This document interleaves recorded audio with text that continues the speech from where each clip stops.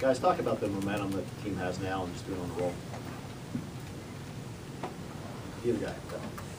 Well, yeah, we're definitely on the high right now. We're playing some great basketball. I think the main secret to our success is that we're just helping each other out. You know, we're making mistakes, but we're not pointing fingers. We're just somebody missing rotation. The next person getting there. We're talking more on defense, which leading to us talking more offense. And I think that's what's helping us right now. You guys seem to have a lot of energy in the first half on the offensive side of the ball and defense, but focusing on the offense, do you guys feel like that you're more cohesive than maybe you were earlier in the year? Yeah, I think so. You know, we spend more time together. I think our goal at the beginning of the year is to be the best team you can be at the end of the year. You know, it's coming down. It's start of February, so we've been together a lot of months together practicing. You know, we've been through ups, been through and downs, so I think, you know, we're a very cohesive team right now.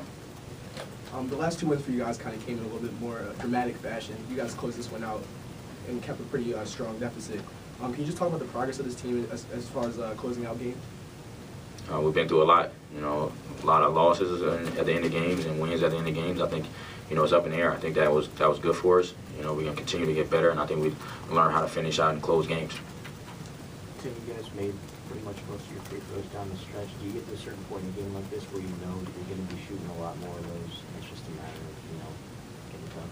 Oh yeah, of course it's about getting it done. You know, in every game in the Big Ten, there's rarely any blowouts. You know, they come down to the end and knock down free throws, and we spend a lot of time, including myself, after missing the 2 last games, to come in time and just knock down free throws, practice those, and put myself in those situations, and we do.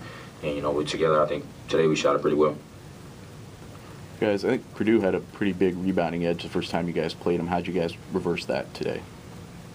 You know, it was a big emphasis on our game plan, you know, to not let them. They had 17 offensive rebounds on this last game. You know, the game was decided by, 2 points, they beat us by 1. Like, that was the deciding factor. So we just made it, you know, a big emphasis in our game plan to make sure we don't give up those offensive rebounds, you know, because that's a lot of their game. They got great offensive rebounds. You know, they got big guys, athletic guys. So I think we just paid attention more, got bodies on guys, you know, went and attacked the ball. D.J., how much did that allow them to stay in it, though? Because they had 11 in the second half of this game. You held them without any in the first half. And it seemed like Hammers was able to kind of get going a little bit because of that. Yeah, you know, Hammers got going. You know, he's a good player. You know, we're going, you know, just try to contain him. But I just think that it did keep him in the game. They got some threes off offensive rebounds. You know, they got to the free throw line. But, you know, we got to do a better job of, you know, just being consistent throughout the whole game and get them off the offensive glass. Did you guys have a feeling of throwing that zone at them? They start off really shooting hot at the beginning of the game. Do you feel like throwing that zone would mess them up? Was that something that's scouting report too? Oh, that was just something that, you know, we mix up throughout the game. You know, as far as, you know, they start making runs, you got to change something up. And, you know, coaches are phenomenal at doing things, you know, calling out different plays, calling out different sets, you know, to change up their feeling of the game. So that was all on coach to change it, going to zone. We swing back with the man. It's just all part of our scheme.